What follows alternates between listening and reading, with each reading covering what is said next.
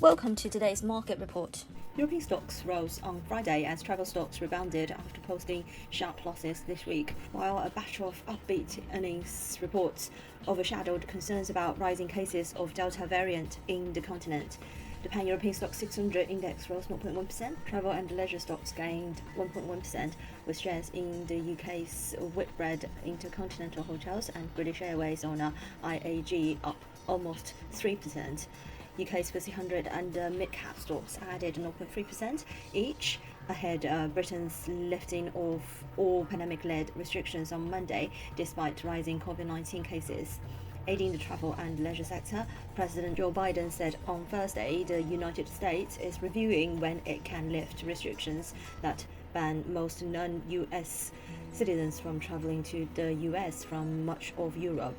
Concerns about higher inflation and rising infections causing a slowdown in economic recovery have weighed on investors' minds this week, driving many to the safety of bond markets and making it harder for record-high equities to build on gains. Markets have largely moved sideways this week, reflecting some cross-currents. On one hand, a strong start to US Q2 earnings season and dovish rhetoric from central banks continued to provide support. On the other hand, several factors have weighed on the outlook, including weaker activity data out of China, signs that growth and earnings have peaked.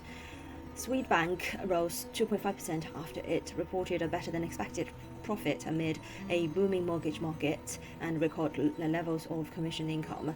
Car deal maker Richemont slipped 1.3%, even as quarterly constant currency sales more than doubled, lifted by a strong performance in the Americas from its jewelry brands. UK luxury group Burberry and German sportswear company Puma also fell despite strong sales numbers. Sweden's Ericsson tumbled 8.5% after it reported second quarter core earnings below market estimates, hit by a decline in sales in mainland China. UK-listed miner Rio Tinto fell 1.6% after reporting a 12% fall in quarterly iron ore shipments after storms affected its West Australia operations. Crude oil WTI was down 0.32% at $71.42 per barrel. Brent oil was down 0.48% at $73.12 per barrel.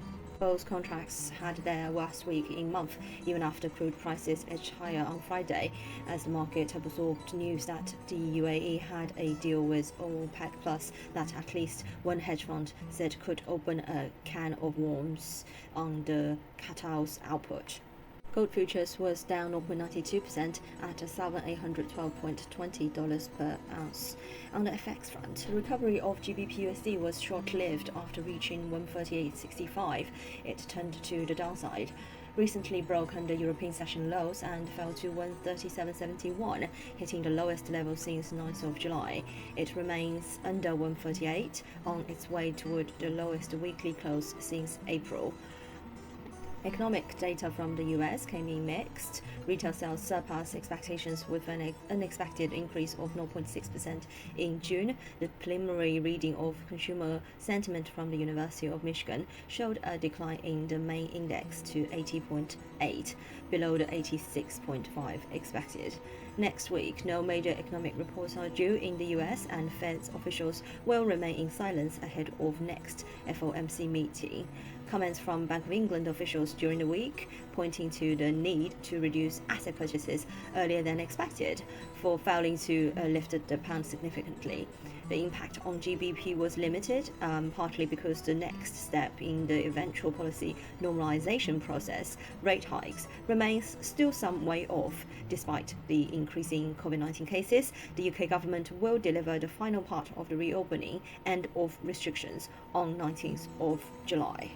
The euro has recently underperformed against other G10 currencies, point out analysts at MUFG Bank. They warn next week's European Central Bank meeting could be more of market mover than previously expected.